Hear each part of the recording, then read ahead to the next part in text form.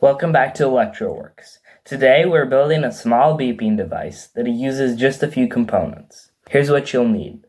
An LMC 555 timer IC, a piezo buzzer for the sound, resistors and a capacitor to control the timing, a 3-volt battery to power it, and a casing for the device.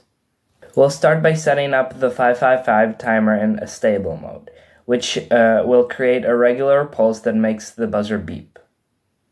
First, spread the legs of the 555 timer to make it easier to solder, like this. Here's how we'll connect each pin. Pin 1 goes to ground.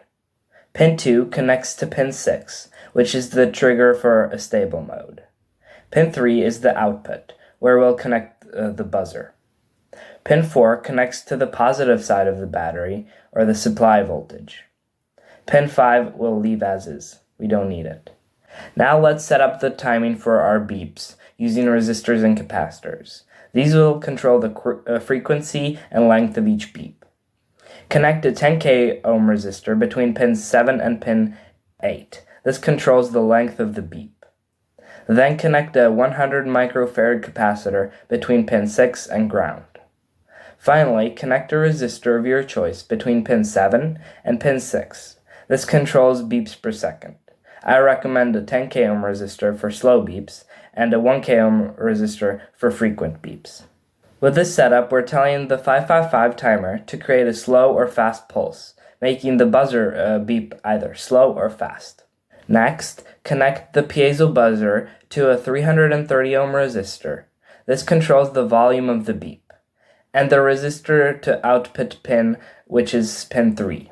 Then connect the negative pin of the buzzer to pin 1. This way, the buzzer will sound every time the 555 timer pulses. Okay, so I added everything except the battery. So I added the buzzer and the resistor right here. And I am going to be using a rechargeable LiPo battery. If you want to use a coin battery, just use like a battery holder like this. But this is more compact, so I'm going to be using this. And the easy thing with these is when you want to turn it off, you just take the coin battery out. But with this, you obviously can't do that. So I'm going to be adding a tiny little switch to it so I can turn it off and on whenever I want. As soon as the battery is connected, the circuit will start, and you should hear a beep at regular intervals. So I covered the whole thing with hot glue to seal it up.